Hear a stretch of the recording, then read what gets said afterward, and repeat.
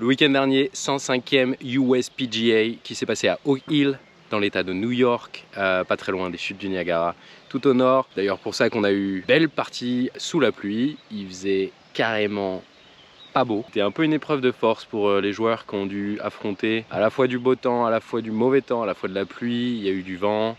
Ils ont un peu tout eu, c'était un vrai test. USPGA, pour ceux qui ne le sauraient pas, c'est l'épreuve de la PGA. Il fait partie des 4 majeurs, évidemment, un des tournois les plus prestigieux qui soit. Uniquement les meilleurs golfeurs de la planète, que des professionnels, à ceci près qu'il y a 20 pros enseignants de la PGA qui ont l'opportunité de jouer ce tournoi. Alors, ça se fait pas par l'opération du Saint-Esprit, ils doivent d'abord passer par des qualifications. Et on a eu la sensation de la semaine avec Michael Block, qui a fait une semaine, je veux dire, c'est le rêve de tous les gosses. Quand on s'endort le soir et qu'on s'imagine putter à côté de Rory et de rentrer un putt, bah lui il l'a fait, carrément. Il l'a carrément fait. Pendant 4 jours, le mec a été masterclass. 3 premiers tours dans le par, je crois que le dernier jour il shoot plus 2, avec un trou en 1 au 15, autant vous dire que le mec a fait la sensation. C'est le underdog, c'est la story que les Américains adorent. En plus il est américain, en plus pendant le USPGA, en plus tout le monde était hyper saucé de le voir réussir. Et le mec a réussi à performer sur les 4 jours. Donc absolument incroyable à regarder. C'était vraiment une super histoire. L'histoire continue, il est invité cette semaine au Charles Schwab Invitational. Il me semble qu'il a reçu une invitation aussi pour le RBC Heritage, qui est le Canadian Open, un peu plus tard dans la saison. Gros tournoi d'ailleurs.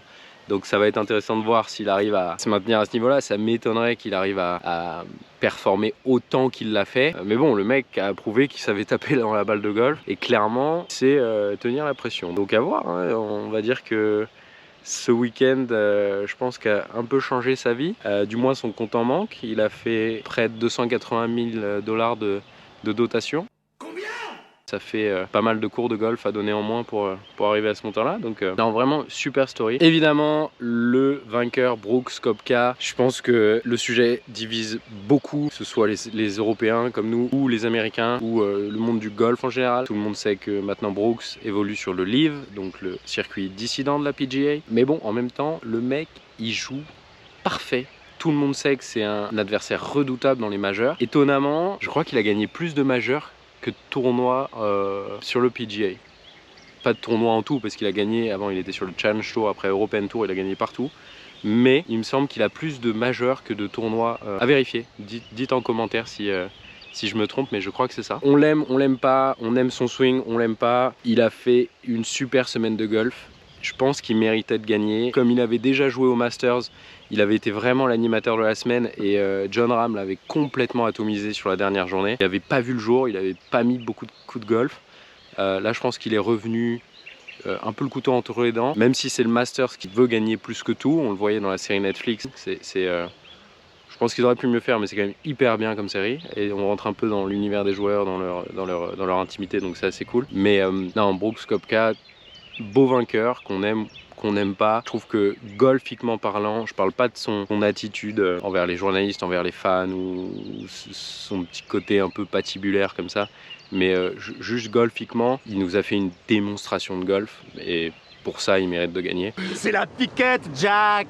Un peu surpris qu'il n'ait pas été plus challengé par Corey Connors qui avait lancé une super semaine de golf. Si je fais cette vidéo, c'est aussi pour vous donner un peu un condensé de ce qui s'est passé parce que 4 jours de compète, c'est beaucoup d'heures de golf et même si on a la chance d'avoir des super commentateurs sur Canal et de suivre quasiment l'intégralité du spectacle, ça demande pas mal de temps devant la télé. Là j'ai pris le temps de le faire. Pour un passionné de golf comme moi, c'est pas trop une épreuve. Pour revenir sur les faits marquants de cette USPGA, Corey Connors, pour vous dire, c'est un Canadien, le mec il tape tout droit.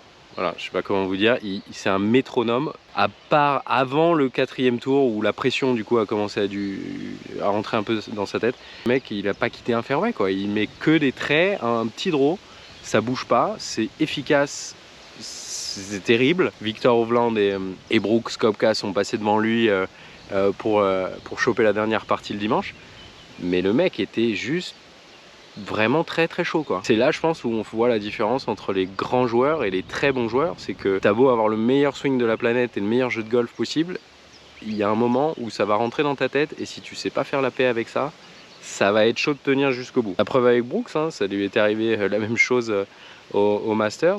La preuve avec des joueurs comme Rory, Masters pareil, ou d'autres tournois. Donc Rory d'ailleurs qui nous a fait une semaine en demi-teinte, j'ai envie de dire, mais bon, le mec est encore top 10.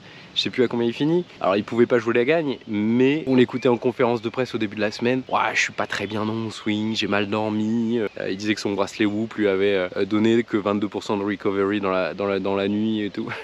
Et le mec, bon, il passe pas loin de justesse le cut comme Justin Thomas. Il finit top 10, donc aucun doute que Rory c'est un des meilleurs joueurs du monde et qu'il nous montre qu'il sait taper dans la balle même quand il est pas en forme. Et ça c'est une grande leçon pour nous les amateurs parce que déjà quand on est en forme, je sais pas vous mais moi même en forme ça peut partir partout. Alors si en plus je suis pas en forme, des journées difficiles. Mais bon, on y revient toujours, hein. Suffit de mettre un bon putt au 18 et on y retourne le lendemain, c'est terrible. Je parlais de Viktor Hovland tout à l'heure. Viktor Hovland, il me scotche. J'ai l'impression qu'il fait des par-dessus, mais il est parfait. Son petit fade un peu partout là, il plante les mâts comme c'est pas permis. On a répété qu'il avait un petit jeu médiocre. Bah ouais, ok. Je sais pas ce qu'on appelle médiocre, mais le mec, ça fait 2 majeurs dans l'année là où il est littéralement aux avant-postes pour gagner. Mais d'avis que ça va pas tarder à tomber. Je pense que si c'est pas cette année, l'année prochaine, s'il garde le momentum, 1 voire 2 qui vont tomber, ça c'est sûr. On a eu un moment rigolo entre Bryson DeChambeau et Brooks Koepka qui partageaient leur partie le 3e jour. Pour ceux qui sont pas au courant, c'est pas les meilleurs potes du monde, clairement pas. Mais finalement, bon évidemment, ça s'est bien passé, les mecs étaient dans leur partie. De toute façon, Brooks disait en conférence de presse qu'en réalité, limite s'il regardait pas du mec qui jouait avec lui, limite il sait même pas avec qui il joue tellement il s'en fout quoi. Ouais, on peut parler du parcours, le parcours, mais la leçon. Le lendemain du dernier jour, donc le lundi, il y a le caddie de Damer, je sais plus son nom, celui qui est dans Netflix. Joel Dahmen, je crois. Dahmen. Bref, son caddie, super joueur de golf. Je connais pas son index, mais en général les caddies du tour comme ça, quand ils disent qu'ils jouent bien au golf, c'est qu'ils sont, je sais pas, 0,1 d'index. Le mec a envoyé, je sais plus, plus 15, plus 16. Donc bon, pour un mec de ce calibre, ça prouve bien que le parcours est chaud. Il y a des reporters qui ont demandé aux pros, à votre avis, un mec de 30 d'index, combien il shoot sur le parcours? Ils ont tous répondu au-dessus de 130. Et franchement, quand je vois la longueur des trous, la difficulté des roughs, les bunkers un peu partout, qui ont l'air injouables avec les espèces de lèvres hyper présentes, surtout même sur les bunkers de fairway. D'ailleurs, Corey Connors, pourquoi il est pas en dernière partie? Parce qu'il fout sa balle dans la lèvre d'un bunker. Alors il a le free drop, mais le mec se fout littéralement entre la lèvre et le sable. Et Viktor Hovland le lendemain, même shot, même trou, il fait la même chose. Donc le mec se plante son tournoi. Il aurait pu revenir, il était à 1 coup je crois à ce moment-là. Et c'est à 2 trous de la fin. Il est encore à 1 coup de Brooks. Et même erreur que Connors. Il essaie de sortir de ce bunker, mais il la fout dans la lèvre. Coup de pénalité, enfin non, free drop, mais bon, du coup il a fait 3 mètres quoi. Je crois que Connors prend un double bogey et Viktor Hovland prend un bogey, mais bon, ça, vu que l'autre plante un birdie en même temps, ça faisait pas les comptes de Viktor. Et voilà, si je dois résumer cette USPGA, un super tournoi. Il y a eu des bonnes bastons aux avant-postes, un peu tous les jours. On a vu que Hovland était tout le temps dans le coup. Connors a lâché le morceau sur le 4e round en jouant plus 5 je crois. Brooks qui a fait sa démonstration de golf un peu tout au long de la semaine, surtout le dimanche parce que le tournoi se gagne le dimanche et c'était pas gagné parce que les mecs ils avaient les crocs juste derrière lui. Une grosse mention spéciale à notre Victor Perez national. Le mec nous a régalé, il finit 12e. Alors on aurait aimé bien sûr qu'il finisse beaucoup mieux, mais il finit 12e dans un tournoi majeur. Ça faisait des années que c'était pas arrivé. Je crois que le meilleur classement ça doit être encore Dubuisson qui nous avait fait un top 10 ou 2. Il nous régale ce Victor, il tape super bien la balle. Son jeu il est hyper bien construit, c'est propre. Il tape fort, il fait le show le dernier jour, 5 trous, il nous fait 4 birdies de suite, il rate le 5e d'affilée d'ailleurs, de peu. Bon après ça se complique un peu, mais il a montré qu'il était là et je pense que ça va être hyper intéressant d'aller le voir sur ces terres à The Open. Clairement il est un peu en chauffe et il me semble qu'il habite en Écosse, donc ça va être cool de le voir dans son environnement. J'espère que cet épisode vous a plu, c'est le premier d'une longue série. Si vous trouvez que c'est bien, dites-le en commentaire, abonnez-vous à la chaîne. D'habitude je fais plutôt des contenus en anglais et sur le ski nautique.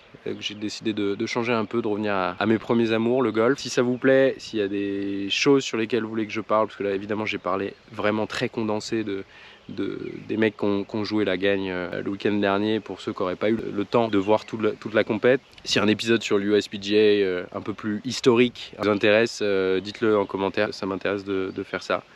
Les gars, tous au practice, allez bosser votre swing et tapez fort dans la balle.